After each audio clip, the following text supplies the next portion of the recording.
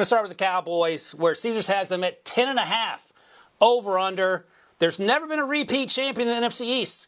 You have to go back to 2001 to 2004. Those Eagles teams with Don McNabb, Andy Reid. Brady, I'll start with you. 10.5 on the Cowboys. Do you trust Mike McCarthy to get that team over the hump? Or are we going to have a situation whereby, say, Thanksgiving, Jerry Jones is talking about getting rid of Mike McCarthy?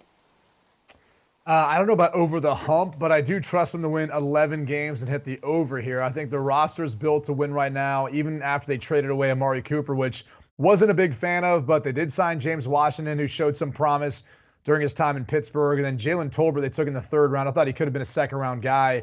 He'll have an impact, too, as a rookie. And then Tyler Smith will help solidify that offensive line. I think an area that maybe at times has been less than what they had hoped for. But the biggest question becomes that defensive front. You know, they drafted Sam Williams, the second-round pick, bit raw, but he's got some ability if you're looking for a guy to replace what they lost in Randy Gregory because they didn't want to pay him. So defensively, that's the side of the football that I think it needs to play up to par the way they did last year with Dan Quinn as their defensive play caller. As you take a look at their schedule, their bye comes at the perfect time.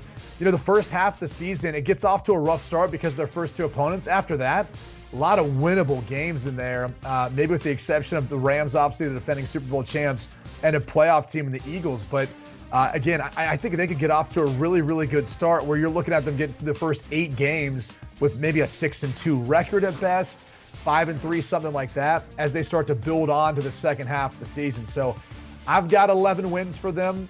They win the division. I think they go in the playoffs, and that's really, B-Mac, where the next question comes. How far has this team come in the offseason, or how far can Mike McCarthy, Dak Prescott, and Dan Quinn take this team in the playoffs, and can they get to a Super Bowl? Yeah, I'm right there with you. I think that's the biggest concern regarding the Cowboys. This is a double-digit team waiting to happen if they stay healthy.